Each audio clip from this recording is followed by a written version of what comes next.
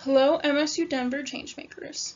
Thank you for tuning into the Essentials for Career Success video series to help you prepare for your career journey. So in this video, we're going to go over 9 skills every professional needs to succeed. And by the end of it, you'll be able to identify those skills, know what they look like in practice, and what resources you have to develop and improve them. Now, we've categorized these skills into 3 buckets: personal and professional development, which includes career development, professionalism/work ethic, and leadership. The second is communication and collaboration, which includes teamwork/communication, oral and written communication, and global learning. Last, but certainly not least, is analytical and technical skills, which includes critical thinking, quantitative reasoning, and technology. Now, when we talk about personal and professional development skills, we're talking about the ability to identify and articulate how your skills, your knowledge, your expertise, how all of that impacts your career. We're also talking about personal accountability, your work habits, your ethical behaviors, so think punctuality, think teamwork, and learning from your mistakes, those types of skills. This also includes demonstrating problem-solving abilities by yourself and also in a team. So what does this look like all in practice? For career development, it looks like you being able to network effectively in person or online on sites like LinkedIn. It's you being able to write an effective resume and cover letter, and then being able to reach out to the right people and resources to get you connected to your next job. For professionalism and work ethic, this starts in school by submitting your group projects on time. It's showing up to class in a timely manner, and also communicating effectively with your professors and your classmates. In the workplace, it can be as simple as letting a hiring manager know that you're no longer interested in a position in a professional email, or it could look like your team members knowing they can rely on you to communicate when the next meeting is and what it's even about. For leadership, this can look like you motivating and supporting your classmates while also making sure that you're all achieving the expectations on the project's grading rubric. Next, we're going to tackle the skills in the communication and collaboration category. We'll start with teamwork and collaboration, which at its core is building relationships. It's managing conflicts and expectations, identifying mutual goals, and then using all of that to find actionable solutions. For oral and written communication, think about the skills you learn in your English class. It's communicating clearly and effectively, both orally and in writing. So you're going to be demonstrating your critical thinking, your cultural awareness, and your adaptability through your words. And then finally, we have global learning, which is critically analyzing and engaging with interconnected global systems. What does that mean? Well, it's just being informed, open-minded, responsible, and attentive to the diversity of ways that people operate and learn in life. Keyword there being diversity.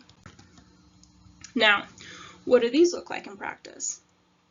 Well, teamwork and collaboration is something you're already doing when you're working on a group project in class, but if you're doing it well, you should be able to manage a conflict or difficult conversation with your group mates, or be flexible enough to know the next steps to make if someone has to leave your project, leave your group in the middle of the project.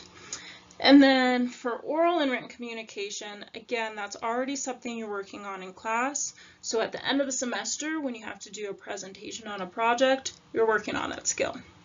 Now, in class, it's for a grade, but in the real world, think about if you have to give a presentation for a second round interview. Do you know your audience and your purpose? Did you use good language? And did you do enough research to give an organized and informative presentation to land you to the job? Now, as for global learning and practice, this could look like being in a work meeting where a decision is being made on a project that will affect a lot of people that aren't even in the conversation. So you speaking up in educating your team on the implications of that decision and trying to make sure those affected will be part of the conversation in the future shows your expertise in that skill. All right, we're on to the last category, which is analytical and technical skills. Now with this category, we're addressing critical thinking. So that just means asking questions, you're identifying uncertainties, analyzing information, and then using all of that to make an informed decision. Quantitative reasoning involves more technical expertise. So that's using models to solve problems, being methodical and analytical while being able to understand and interpret other types of information to reach the right solution. And then finally, we have technology, which does seem pretty self-explanatory, but this does go beyond learning a specific software and also goes into understanding how technology is adapting. And again, we're going to look at all of this in practice. So for critical thinking, that can be used when you're offered your first job after graduation. So let's say you're offered a position at 2 different companies.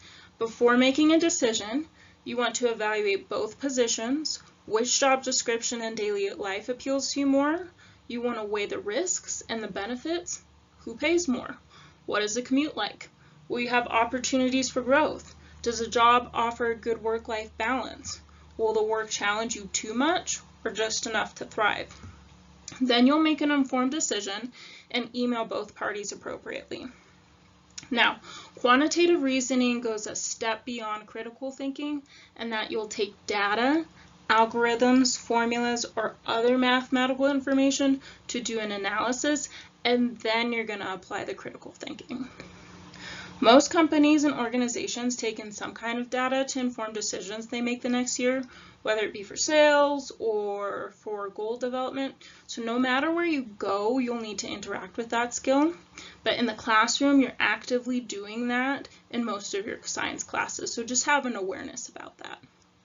Now, lastly, improving your technology skills could be learning a new software or computer skills that are beneficial in and outside of your major.